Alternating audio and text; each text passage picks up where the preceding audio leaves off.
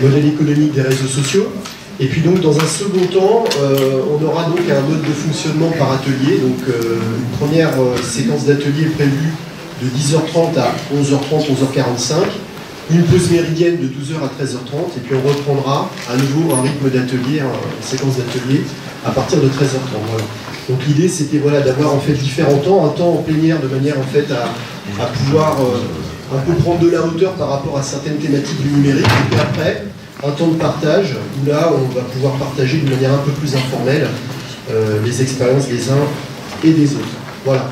Donc, en tout cas, je vous remercie vraiment d'être présents. Vous êtes très nombreux. Je vois également qu'il y a beaucoup de collègues du premier degré, donc ça me fait vraiment chaud au cœur, puisque c'était l'un des objectifs de ce fun, essayer d'associer le plus possible les collègues du premier degré, donc c'est pour ça que j'avais prévu la date un an à l'avance avec vos IEN. Donc c'est pas quelque chose qui s'est fait au dernier moment, donc il a fallu anticiper tout ça. Et donc j'espère que du coup les échanges seront très fructueux entre le premier et le second degré. Voilà, je vous remercie, je vais laisser la parole donc à mon collègue Sylvain Joseph. Bonjour à tous. Voilà, tout d'abord je vais me présenter, donc Sylvain Joseph, le prénom Sylvain, le nom de famille Joseph, il y a deux prénoms pour préciser. Moi, je travaille à l'ADAN en tant que chargé de mission éducation en médias numériques, donc c'est à ce titre que j'interviens aujourd'hui. Et je suis également coordonnateur académique du CLEMI, le CLEMI étant le centre de liaison éducation et médias d'information. Et j'accompagne la mise en place de tous les journaux scolaires dans vos établissements, qu'ils soient des journaux papier, des blogs, d'expression d'élèves, des web radios, web TV. Et en ce moment, on a deux gros projets autour de la web radio et la web TV. Donc si c'est des choses qui sont en train de mûrir en termes de réflexion, vous n'hésitez pas à passer par David Latouche et moi-même et on vous accompagnera sur ce type de projet. Donc aujourd'hui, je vais vous parler du modèle économique des réseaux sociaux. Mon objectif, c'est de décrypter en fait comment ça fonctionne. Alors, je suis enseignant de technologie à la base, je ne suis absolument pas économiste, donc je ne vais pas rentrer dans des détails économiques, c'est juste faire des grandes généralités sur ce modèle économique-là, pour derrière retomber sur l'identité numérique, qui est pour le coup un sujet d'éducation aux médias, et qui doit nous interpeller, nous, en tant qu'éducateurs, et voir en fait ce qu'on pourrait faire avec nos élèves en classe. Donc je vais commencer par décrire le service Google. Donc, vous les connaissez en fait, tout ça, je vais enfoncer des portes ouvertes. Google, comment ça marche? C'est un écosystème qui est 100% gratuit, où il y a énormément d'applications de type moteur de recherche, de type logiciel, des outils bureautiques, de la mobilité, de la publication, du partage, voilà, énormément d'applications qui vous simplifient la vie, avec deux caractéristiques, trois même, elles sont gratuites. Il y a ce qu'on appelle une fédération d'identité, c'est-à-dire qu'on peut aller d'une application à une autre sans se réauthentifier. Donc, facilité d'utilisation, très très simple pour les utilisateurs, d'utiliser toutes les applis Google. Je suis sûr que vous utilisez facilement les applications Google, sans formation, sans rien, alors que pour d'autres outils, on est obligé d'avoir des heures et des heures de formation. Donc ça, c'est le choix qu'a fait Google. Il vous met à disposition des applications gratuites. Oui, ça on est d'accord, mais lorsqu'on lit leur CGU, extrait des CGU, vous, à chaque fois que vous utilisez un service Google, vous vous accordez à Google une licence dans le monde entier d'utilisation, d'hébergement, de stockage, de reproduction, de modification, de création d'œuvres dérivées, de communication, de publication, de représentation publique, d'affichage public ou de distribution publique des dits contenus, les contenus étant ce que vous mettez chez Google. Voilà. C'est clairement dit, et les mentions légales, vous avez le lien ici, vous irez voir. Elles sont en français, je ne les ai pas traduites maintenant. Donc voilà ce que vous donnez à chaque fois que vous mettez des contenus dans Google, parce que vous avez entièrement le droit pour des services gratuits. Voilà derrière ce à quoi vous vous engagez. Donc tout ce que vous mettez chez Google, Google peut réutiliser en faire des œuvres dérivées. Voilà, voilà. Il faut juste en avoir conscience. Juste 2 secondes sur le diaporama. David Latouche a déjà le diaporama, il vous le diffusera. Plutôt par mail, parce que j'ai peut-être des petits soucis de droit sur les images.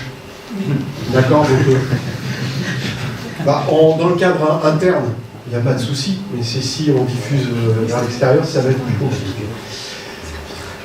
Voilà, et cette autorisation demeure pour toute la durée légale de protection de votre contenu, même si vous essayez d'utiliser nos services. Voilà.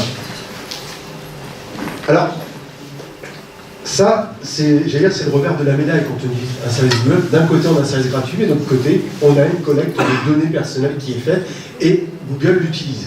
Alors, d'un autre côté, Google va essayer d'aller voir aussi les annonceurs, parce que c'est pas le tout de collecter vos données, et à un moment donné, il va falloir aussi monétiser tout ça, parce que sinon, Google ne vit pas, et c'est une entreprise. Et donc, Google a 2 régies publicitaires, donc ils ne vendent pas vos données, hein, les grandes entreprises ne vendent pas leurs données, hein, parce que si elles vendent leurs données, après, comment ils vont gagner leur vie, c'est un peu... Donc ils mettent en relation un annonceur avec un client, c'est ça leur job, et ils essaient de le faire le mieux possible. Donc ils proposent 2 services. Ils proposent un service AdSense, donc une régie publicitaire qui permet d'afficher sur un site web une publicité, et un service AdWords qui permet d'afficher une publicité à l'intérieur du moteur de recherche en fonction des mots-clés que vous tapez. Donc, voilà les 2 services qui sont proposés. Et donc vous êtes payé pour le premier, vous êtes rémunéré au clic. C'est-à-dire qu'à chaque fois que les gens viennent sur votre site et cliquent sur la publicité, vous avez de l'argent qui rentre vous en tant que créateur du site. Donc c'est des partenariats. Et enfin, la publicité qu'il y a sur les moteurs de recherche, ici, à chaque fois que vous cliquez sur la publicité, ça coûte de l'argent à l'annonceur. Donc si vous cliquez sur le lave-vaisselle, la personne qui a mis cette publicité pour le lave-vaisselle va dépenser 1 euro, 2 euros, 10 euros, la somme qui était prévue dans le contrat. Donc voilà, en fait, les 2 manières dont Google gagne de l'argent. Donc d'un côté, il va vous collecter de la donnée personnelle pour établir un profil, pour vous mettre de la publicité qui vous correspond. Et de l'autre côté, il va aller du côté des annonceurs, il va dire, bah, écoutez, moi, votre publicité, elle peut apparaître sur tel site, parce que c'est plutôt ce type de site que fréquente telle typologie de client, ou alors dans le moteur de recherche en fonction des mots-clés. Donc voilà la manière dont ils gagnent leur vie. Et donc si on peut synthétiser, d'un côté, on a la collecte des données de nous, utilisateurs. De l'autre côté, on a une offre de publicitaire pour des diffuseurs. Et l'intérêt au milieu, c'est la fidélisation. C'est de vous fidéliser et de fidéliser les annonceurs. C'est ça le nerf de la guerre. Et là, bon, je ne sais pas s'il y a des profs d'économie ici, mais je crois que la fidélisation dans le monde de l'entreprise, c'est quelque chose d'important et pas de neuf en fait. Ça a toujours existé. Donc voilà, je pense qu'il faut retenir sur les grands principes. Donc, pour travailler. Une chose dont je voulais parler, c'est le SEO, le Search Engine Optimize. Ce sont des algorithmes qu'utilise Google justement pour optimiser les relations annonceurs et clients. Donc c'est une série d'une dizaine, 10-15 algorithmes qui permettent d'optimiser justement tout ce passage-là. Donc ça c'est quelque chose d'important. Si je prends Google, toujours pareil, ce sont des services 100% gratuits avec des fédérations d'identité et avec des moteurs de recommandation entre pairs. Donc on se recommande des choses entre nous. Donc derrière, Google, on est plus autour du côté social. C'est moins des services, vous n'avez pas de messagerie, vous n'avez pas de bureautique, vous n'avez pas de messagerie en tant que telle, c'est plutôt du chat, c'est des commentaires, c'est du live, voilà. On est vraiment typologie réseau social. Mais c'est un ensemble de services et également des hébergements d'applications tiers. C'est pour ça que je vous ai mis Candy Crush. Vous avez des liens avec des jeux, etc. Vous pouvez vous connecter avec toujours la même identité sans vous reconnecter derrière. Donc c'est les ENT version sociale. Si je lis les mentions légales, parce que c'est encore une fois le revers de la médaille des services proposés 100% gratuits, vous nous accordez une licence non exclusive, transférable, sous-licenciable, sans redevance et mondiale pour l'utilisation des contenus de propriété intellectuelle que vous utilisez sur Facebook en relation avec Facebook. La fin aussi importante, cette licence de propriété intellectuelle se termine lorsque vous supprimez vos contenus de propriété intellectuelle de votre compte, sauf si votre compte est partagé avec d'autres personnes qui ne l'ont pas supprimé. Voilà. Donc pareil que Google, c'est le même principe. D'un côté, vous avez des services gratuits qui vous aident pour votre quotidien, mais de l'autre côté, à un moment donné, il va falloir qu'ils monétisent. Et donc comment ils monétisent? En collectant vos données personnelles et vos données, pour le coup, c'est la propriété, vos données de propriété intellectuelle que vous leur accordez. Alors eux, comment ils monétisent vos données?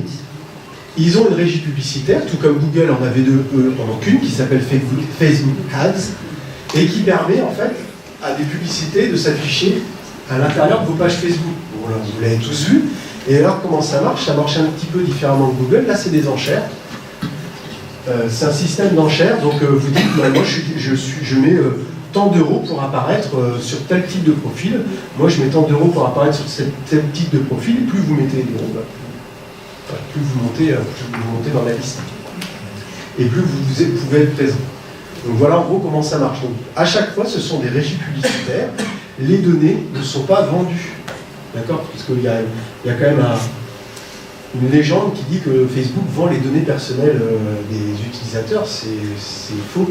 S'ils vendent les données personnelles, ils perdent leur trésor de guerre et ils ne peuvent plus monétiser ce trésor. Donc ils font, via des régies publicitaires, ils font des mises en relation pour justement garder vos données personnelles et les revendre.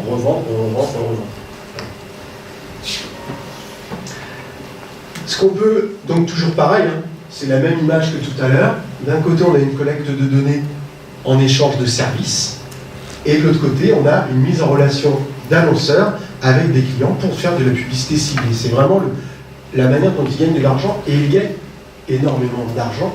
Quand on voit les chiffres d'affaires de Facebook et de Google, ça rapporte beaucoup d'argent. Ce n'est pas la seule manière dont ils gagnent de l'argent, mais ça fait quand même partie de une grosse partie de leur gain.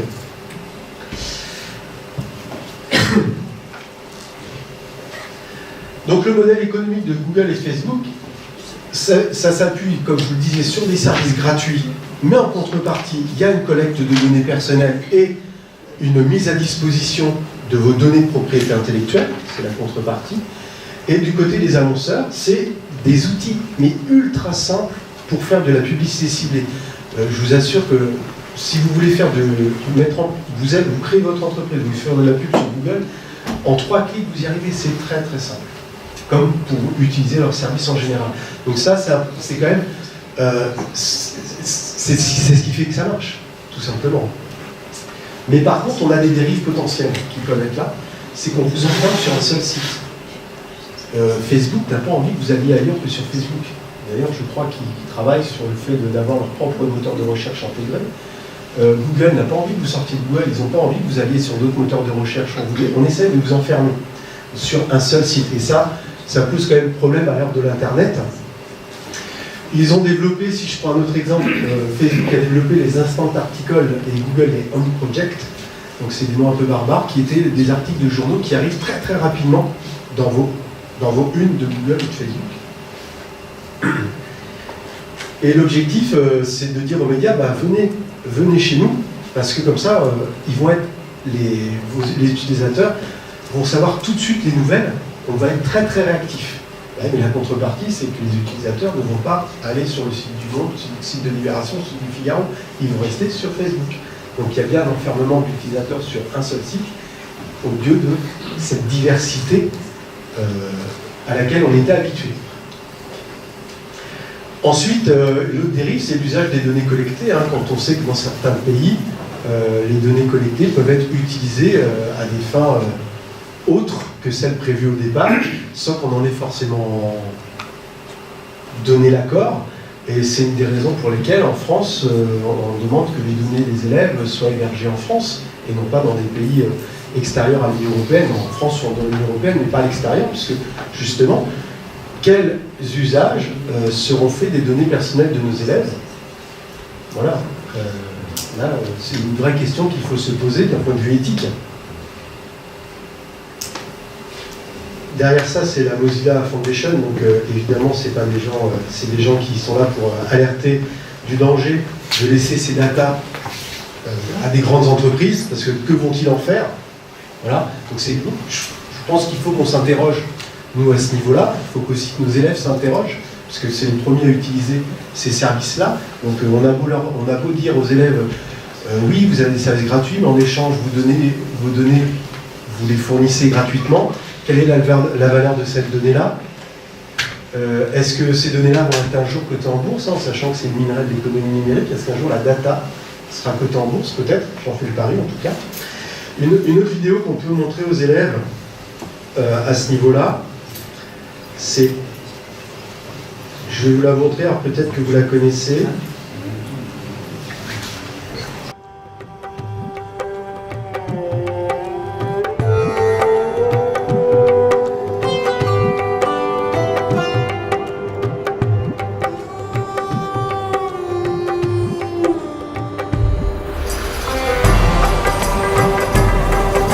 Dag Fien. Dus gewoon. Voilà. Ik zie een school tegen Antwerpen. Ja, Insecten. dat blieft? Ik voel 2 insecten op je rug. Kan dat? Ja, vlinders. Slovenie? Zo hè. Een moto. Oranje. Pas erop. Zenit. Oui, oui, bien. Je hebt een vriendin. Julie de... Met wie? Ja. Een boeiend liefdesleven. 3, 4 zelfs. Die vierde, daar zwijg ik meestal over, dus dat weten niet veel mensen. Hoe is het met je spierscheur? Une maison rouge, balcon blanc. Ja.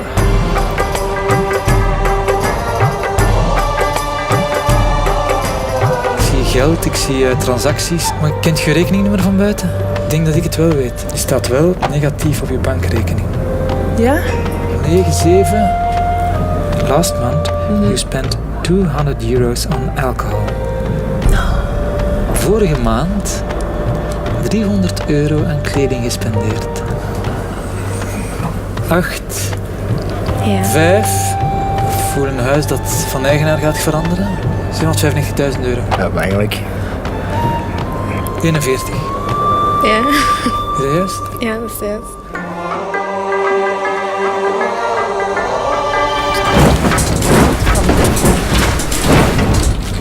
Oh my god. Oh nee. Ah, dat is, ik weet niet hoe eng.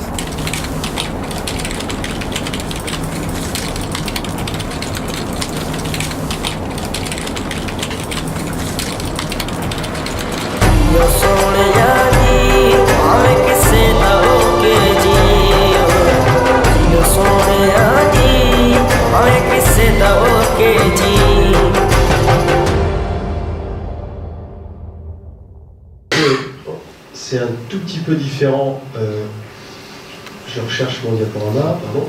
C'est un petit peu différent de la vidéo d'avant. La vidéo d'avant, c'est que font les grandes entreprises mondialisées de vos data. Là, on est sur toutes les datas que vous mettez en ligne. Si on les rassemble, que peut-on en faire? Et là, on a un voyant, on voit bien qu'il peut en faire beaucoup de choses de ces datas-là. Donc on n'est pas tout à fait sur le même concept, mais ça n'empêche que quand on montre ce type de vidéo aux élèves, ça les fait réfléchir en disant « Oh, et si moi je regardais ?» Aussi, ce qu'on dit de moi, juste en disant mon nom, ce qui ressort. Donc ça, c'est aussi intéressant de travailler là-dessus. Également pour, j'allais dire, les surveillants qui arrivent dans un établissement scolaire, des jeunes enseignants, etc. etc. Lorsqu'on arrive, la première chose que font nos élèves, que font les parents d'élèves, c'est de utiliser les noms. Donc là, est-ce que ce qui va ressortir sur Google, ça correspond à ce qu'on a envie qu'il ressorte? Donc notre image, notre identité numérique, tout ce qu'on a posté, d'une part, ça va aller vers des grands groupes qui vont en faire des choses, pour l'instant on ne sait pas, c'est un flou, et derrière c'est, et moi là-dessus, est-ce que je suis d'accord avec ce qui est affiché sur Internet ou pas? Voilà. Donc c'est les deux réflexions en fait qui, à mon avis, qui est important de mener intellectuellement. Alors j'ai d'autres vidéos, hein, il y en a des plus rigolotes. Hein. Celle-ci, c'est une pub d'AXA, hein, une pub d'AXA autour du fait qu'une demoiselle se retrouve dévêtue sur un site internet et le papa veut l'emmener au Brésil se faire opérer. Après il dit non, je m'en fiche puisque j'ai AXA qui va me nettoyer le web à ma place et comme ça on verra plus. Soit, mais pourquoi pas, mais la réflexion avant est quand même un peu plus intéressante de réfléchir avant de publier, mais certaines fois, c'est pas le manque de réflexion, c'est qu'on ne sait pas. Et pour beaucoup de nos élèves, souvent, c'est qu'ils ne savent pas. Il n'y a pas forcément de malversation, même si on va pas faire les oui. Il y a des gamins qui ont envie de mal faire, mais il y a beaucoup aussi d'ignorance et de non-conscience des impacts que ça peut avoir. Voilà. C'est surtout en général à ce niveau-là que ça joue. Alors après, juste, donc on a parlé beaucoup de data, mais je n'ai pas défini le concept de data. Donc une data, en fait, c'est ce qu'on appelle une donnée. Une data, c'est ce qu'on appelle une information qui est codée, qui est figée et transmissible. Et la différence entre une data et une data numérique, c'est que la manière de coder, la manière de figer et de transmettre l'information est numérique.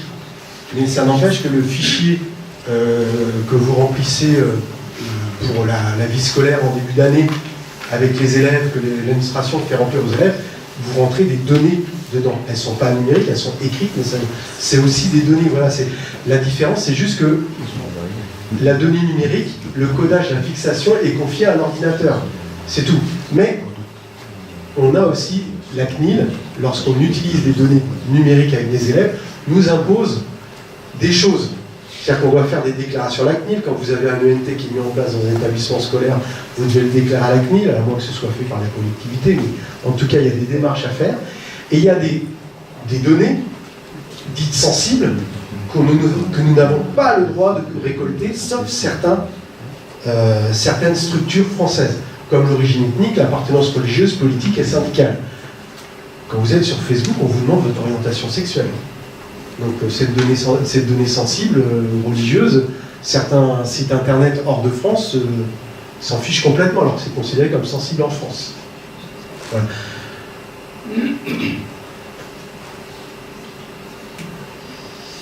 Alors concrètement, comment est-ce qu'on peut collecter les données? Donc on a vu tout à l'heure, hein, les données, elles peuvent être collectées via l'utilisateur avec les formulaires en ligne, la création de compte. C'est vous, volontairement, qui mettez vos données en ligne.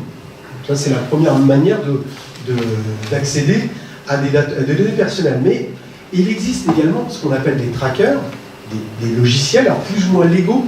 Je ne suis pas là pour dire si c'est légal ou pas légal. Les cookies, par exemple, c'est légal. Tout ce qui est spyware, phishing, keylogger, content fingerprinting, c'est absolument pas légal. Mais des sociétés vous mettent ça, ce qu'on appelle des virus, etc., sur vos ordinateurs pour voir concrètement ce que vous tapez sur votre clavier. Hein, fingerprinting, c'est ça. À chaque fois que vous tapez sur votre clavier quelque chose, c'est renvoyé à la société. Donc, voilà.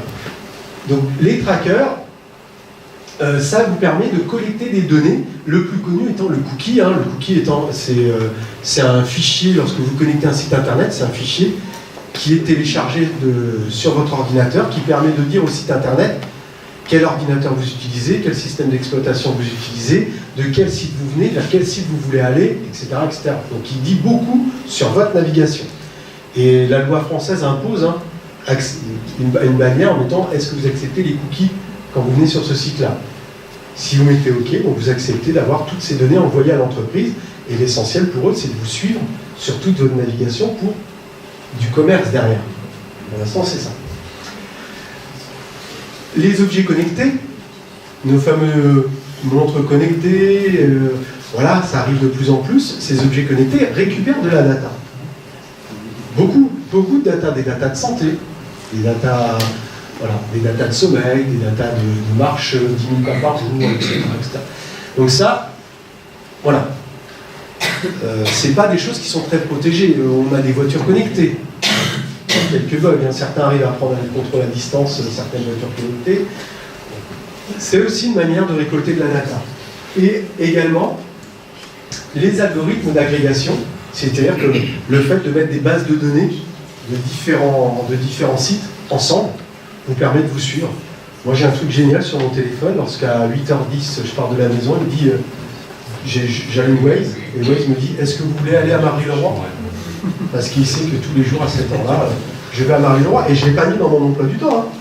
Je n'ai pas mis dans mon calendrier que je vais à Marly-le-Roi. Mais sauf que comme j'y vais tous les jours, et que j'allume Waze tous les matins, bah, les algorithmes ont travaillé, ont bien fait leur boulot. C'est pas inquiétant, c'est un fait. C'est mes habitudes à moi qui sont étudiées et donc ça s'adapte à ce que moi à ma vie personnelle. Donc vous avez ici, c'est sur la CNIL, une petite vidéo sur comment fonctionnent les cookies. Alors normalement je l'ai également sur mon ordinateur parce que c'est quand même ce qui marche. C'est ce qui est le plus ce qui peut être expliqué aux élèves de manière assez simple. L'autre jour, j'ai attrapé un cookie et j'ai failli perdre ma copine. J'explique. Quand je dis cookie, je ne parle pas du gâteau américain que ma mère me faisait le dimanche après-midi en regardant des séries ringardes à la télé. Non, je parle du petit fichier texte que vous attrapez en surfant sur un site internet et qui vient se cacher dans un recoin de votre disque dur. Donc, je vais offrir une bague à Agathe, ma copine. Elle adore les bagues, c'est son truc. Je vais sur le net, je trouve un site et une bague sympa, comme celle qu'elle aime. J'achète pas tout de suite, je me laisse le temps pour réfléchir. Et c'est là que les ennuis commencent sur l'ordi de l'appart. Dès qu'on surfe, des bannières publicitaires nous proposent des bagues. Il y en a partout, même sur Facebook. C'est une invasion, je sais pas comment faire. Agathe s'en rend compte. Parce que Agathe a plein de qualités, mais elle a aussi un défaut. Elle est très jalouse. Elle me demande ce que c'est que toutes ces pubs. Là, je dis, je sais pas, c'est bizarre. Elle répond, tu me prends pour une imbécile? Je m'enfonce. En fait, c'est pour faire un cadeau à ma mère. Elle me dit, alors va vivre chez ta mère. Et elle part en claquant la porte. Alors j'invite mon pote Seb à manger une pizza, je lui raconte, il se marre, il me dit « Wow, t'as attrapé un cookie !» Je dis « Un quoi ?»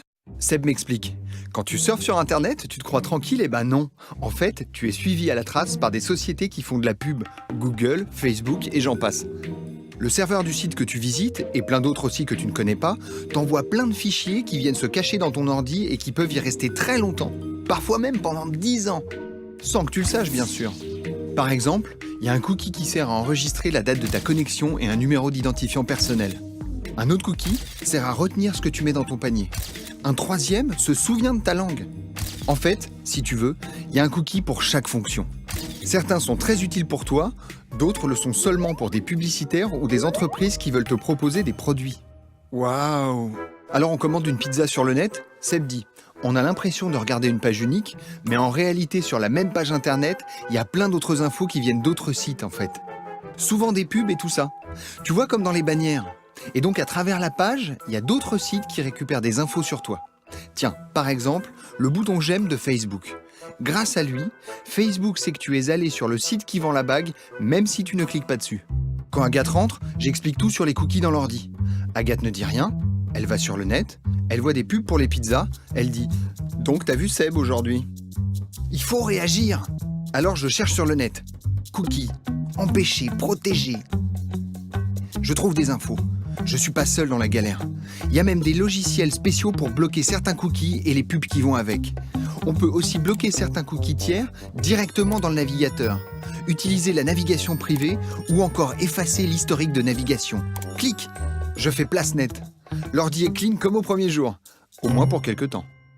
Depuis cette histoire, avec Agathe, on fait régulièrement le tri dans les cookies. On les accepte que quand on en a besoin.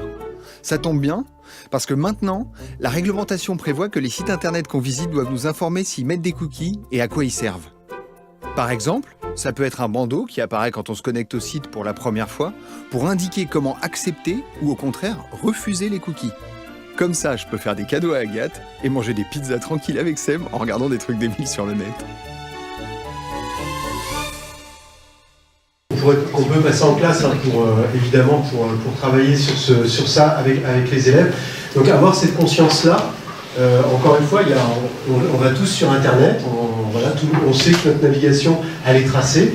Maintenant, il existe des outils pour éviter de laisser trop de traces sur le web si on n'a pas envie qu'elles y soient. Alors, maintenant, les enjeux pour nous dans l'éducation.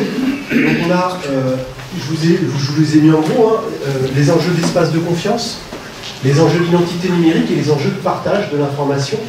L'espace de confiance, pourquoi? Parce qu'on est en train de déployer des ENT un peu partout. Dans les ENT, la notion de cookie, elle n'y est pas. Voilà, c'est des espaces où justement vous pouvez stocker les données sans que ce soit revendu à des tiers. L'identité numérique, voilà, vous y entrez par identifiant sur ces ENT, identifiant mot de passe. Donc tout n'est pas visible sur le web, sauf si on le décide. Et on va pouvoir partager des informations, ce qui n'est pas le cas pour tout.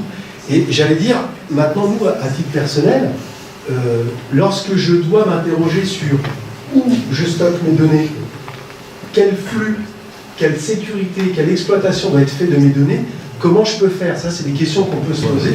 Est-ce que je vais mettre un cercle vertueux? C'est s'informer, donc ça fait partie des choses que je fais aujourd'hui, informer sur les différents concepts. 2, évidemment, protéger son ordinateur, mise à jour de l'OS. Donc avoir des systèmes d'exploitation non à jour, c'est vraiment un risque de se faire pirater des documents, notamment via les virus. Et aussi des applications, se protéger, avoir une vraie politique de mot de passe, mettre son chien en mot de passe, c'est pas forcément une bonne idée. Coller le mot de passe, comme j'ai vu dans certains établissements, sous le clavier ou un post-it sur l'écran d'ordinateur, c'est pas très sécure non plus. Ne pas hésiter à se mettre en navigation privée, bloquer les cookies et les publicités, même si certains sites, de plus en plus, moi je bloque les publicités depuis quelques années, et maintenant on voit arriver certains abandons en disant vous essayez d'accéder à notre site, mais vous avez un bloqueur de publicité, c'est notre moyen de gagner notre vie, ce sont les publicités, vous ne pouvez pas accéder à notre site si vous n'avez pas le bloqueur. Donc voilà, de plus en plus on retrouve ça. Après on fait des choix. Est-ce qu'on accepte ou pas la publicité de ce site-là? On fait des choix. Et enfin, là, pédagogiquement, ça m'intéresse beaucoup plus, c'est apprendre à nos élèves à publier. Leur expliquer que publier, écrire pour un public, c'est pas la même chose qu'écrire pour un enseignant, c'est pas la même chose que de parler dans la cour devant 10 élèves. Il y a des codes, il y a des lois, il y a des règles, et faisons-le ensemble. Voilà. Apprenons à publier ensemble, prenons des photos, mettons-les sur Internet, mais ensemble dans le cadre d'une classe. Comme ça, on va pouvoir travailler toutes ces notions de droit. On va pouvoir travailler sur quel message je veux transmettre, pourquoi je le fais. Voilà. Donc, leur apprendre à publier. J'allais dire, les parents, j'en suis un aussi, sont très démunis par rapport à ça, parce qu'ils découvrent la publication en même temps que leurs enfants. La démocratisation de la publication. On apprend tous ensemble. Hein. Voilà, donc c'est compliqué pour tout le monde, donc à un moment donné, se dire on se met ensemble, on apprend.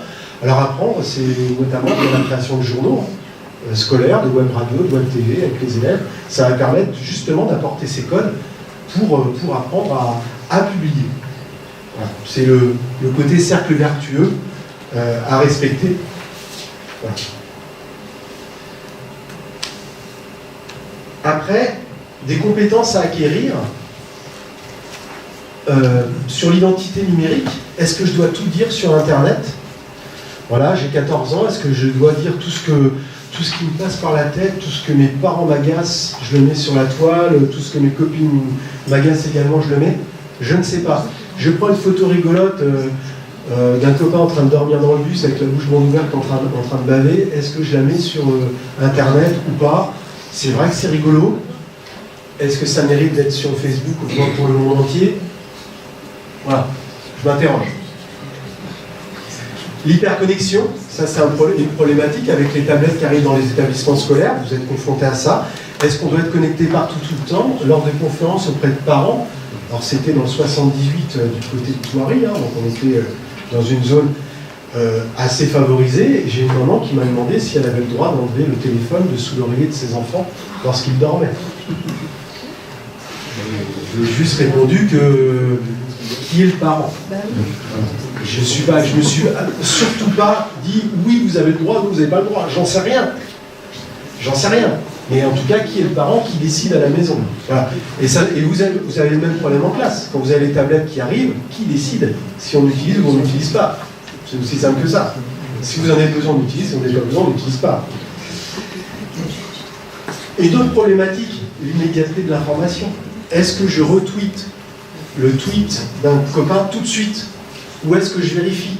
Alors, pour les journalistes, on dit oui, le fact-checking, il faut vérifier l'info, mais dans la cour de récré aussi. Lorsqu'on a des rumeurs qui circulent dans la cour via des SMS disgracieux auprès de certaines personnes, est-ce que je retweet le SMS? Tout un SMS, c'est bizarre. Mais est-ce que je fais que l'information circule, ou je me dis, oulala, est-ce que je ne dois pas réfléchir un petit peu avant? Parce que nos élèves, l'information des médias, c'est pas celle-là qui les intéresse, c'est les rumeurs du quotidien, machin est trop gros, t'as vu la tronche qu'il a, c'est ça, et les faire réfléchir là-dessus. Est-ce que je partage tout de suite une info, ou j'essaye de réfléchir parce qu'un retweet, ça veut dire que vous validez l'info. Donc si vous retweetez une rumeur, vous êtes, je vais dire, co-responsable juridiquement. Et ça, c'est important aussi à savoir. L'infobésité. L'infobésité, c'est la surcharge d'informations. Comment nos élèves... Voilà, j'ai un peu plus de 40 ans, mon problème, c'était l'accès à l'information quand j'étais aux études. Il fallait aller à la bibliothèque, il fallait trouver l'info. Maintenant, le problème, c'est plus trouver l'info, aller sur le web. Le problème, c'est laquelle est la vraie. Donc, il y a beaucoup d'informations. Comment je fais le tri entre le vrai, le faux? Est-ce que l'info sur Internet vaut l'info dans le dictionnaire? On a plein de profs doc qui travaillent là-dessus et très bien au quotidien. Donc, qu'est-ce qu'on peut faire de tout ça, de toute cette masse d'infos? Et comment je travaille là-dessus, ces travaux de synthèse, d'écriture? C'est un peu compliqué. La notion de citoyenneté numérique, alors là on est peut-être plus dans la philo, est-ce que les réseaux sociaux participent à créer notre démocratie? Notamment les lanceurs d'alerte, est-ce qu'ils participent à créer une vraie démocratie? Pourquoi pas? Mais dans d'autres pays, est-ce que les réseaux sociaux ne font pas justement que la démocratie soit fragilisée? Quand on voit tous les bashings qu'on a sur les réseaux sociaux, les hommes politiques qui sont attaqués de partout, est-ce que... Voilà. Donc, évidemment, c'est pas oui ou non à chaque fois la réponse. C'est juste réfléchissons à ce qu'on peut en faire, aux dérives potentielles, et essayer de créer ce qu'on appelle, nous, l'esprit critique, etc. Voilà, de réfléchir à ce niveau-là. Et enfin, on en a parlé tout au début, quand c'est gratuit, c'est qui le produit? Eh bien, c'est vos data. C'est vos data perso, le produit. Ce que j'ai expliqué, c'était ce que j'ai essayé d'expliquer au départ. Donc, je vais passer très rapidement là-dessus, puisque de toute façon, vous allez avoir le diaporama, et en cliquant sur les liens marqués ici, vous accéderez directement au programme. Donc, la loi d'orientation 2013 dit que l'éducation aux médias est intégrée dans les programmes. C'est dans le socle commun. Les compétences de l'ANI sont dans le socle commun et déclinées dans les programmes de cycle 2, cycle 3, cycle 4. Donc, également dans les programmes du premier degré. On sait qu'il y a quelques enseignants du premier degré. Donc on va travailler essentiellement autour de l'écriture liée à la publication et décortiquer en fait les journaux, travailler avec la presse. Voilà, qu'est-ce qu'une publicité? Parce que dans certains cas, la publicité est bien cachée. Hein. Dans les journaux télé, par exemple, est-ce que c'est des vraies informations scientifiques pour perdre du poids ou c'est juste pour vendre un médicament pour perdre du poids? Ça peut être compliqué. Hein. Il y a ce qu'ils appellent, j'ai perdu le nom, des infos publicitaires ou des choses comme ça.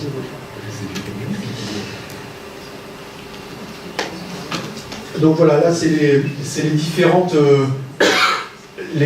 lieux où on trouve l'éducation média et l'information. Et enfin, quelques ressources. Là, vous avez, c'est juste des liens. Vous cliquerez et à chaque fois, ça vous ramène vers des jeux en ligne autour de l'éducation média et l'information. Il y a toutes les vidéos de Pincelou, évidemment. Cybercochon, c'est très tendancieux, hein, mais en fait, non, c'est juste un cochon de l'espace qui travaille.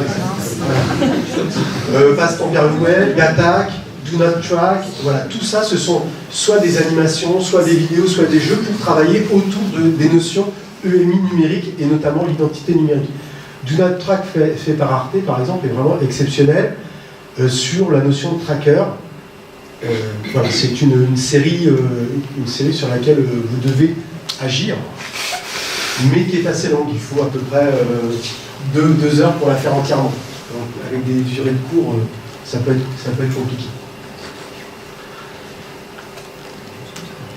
Et enfin, au lycée, j'aime bien je vous ai mis cette page-là, le modèle économique, la matrice de 9 blocs d'Alexandre Osterwalder. En fait, lui, il propose d'analyser les réseaux sociaux, les sites web, via leur modèle économique. Alors, est-ce que ça peut être fait en TPE, en enseignement d'exploration, dans certaines disciplines? Donc, et toutes les réponses, en fait, sont sur le web. Hein. Donc, il n'y a pas pour le prof, c'est assez simple. Et c'est pour ça il a peut-être accompagné différemment. Et c'est pour ça, peut-être sortir des réseaux sociaux, apprendre à publier. Voilà. On s'en fiche le média par lequel on publie et leur faire découvrir peut-être d'autres choses. Alors on a des modalités. Hein. Moi je pense souvent aux EPI en collège, je pense à l'AP, je pense aux enseignements d'exploration, aux TPE, qui sont peut-être des lieux où on peut travailler différemment avec les élèves, avec d'autres modalités, et peut-être rentrer là-dedans. Alors, le premier degré, je ne dirais rien, je ne connais pas assez. Voilà, mais en tout cas, il y a des possibilités. Et voilà, je trouve qu'en philo, en lycée, il y a quand même, autour de la surveillance, autour du concept de liberté d'Internet, il y a quand même des choses qu'on peut travailler fortement. Normalement, c'est fini. Ouais, il ne veut plus avancer. Donc, je ne sais pas si on a 2-3 minutes pour des questions. Je ne sais pas du tout où on en est. Je n'ai pas regardé l'heure. Mais si vous avez des questions, je suis à votre écoute. Merci alors. Et puis, je vous souhaite une bonne suite de fun.